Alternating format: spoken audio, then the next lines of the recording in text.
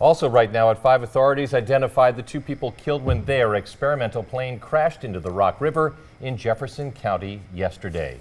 Those victims are a 51-year-old man and a 16-year-old boy. Crews lifted the plane's wreckage out of the river this afternoon, and now investigators are trying to find out why that plane crashed. Ricky Mitchell has the story live in Jefferson County. Ricky. That's right, George and Carol. The FAA and the NTSB are both investigating this crash, but we're told it could take more than a year for that investigation to be complete. In the meantime, the crash happened in this area of the Rock River behind me, just about a quarter mile from the airport where the aircraft took off from last night.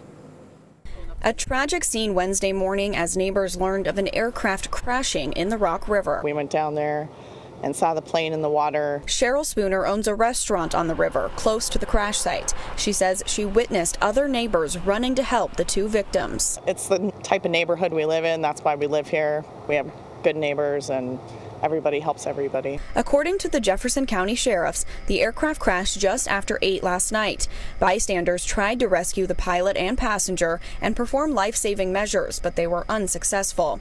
The sheriff's office says the pilot, 51-year-old David Plambeck from Edgerton, and the passenger, 16-year-old Max Burlingame from Fort Atkinson, both died in the crash. The aircraft is registered to the pilot.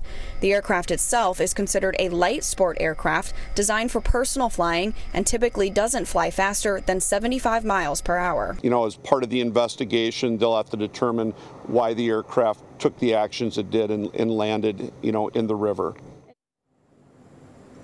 And we know that the 16-year-old victim was a student in the Fort Atkinson School District. The superintendent there says that tomorrow they will have grief counselors available at the high school from 1 to 3.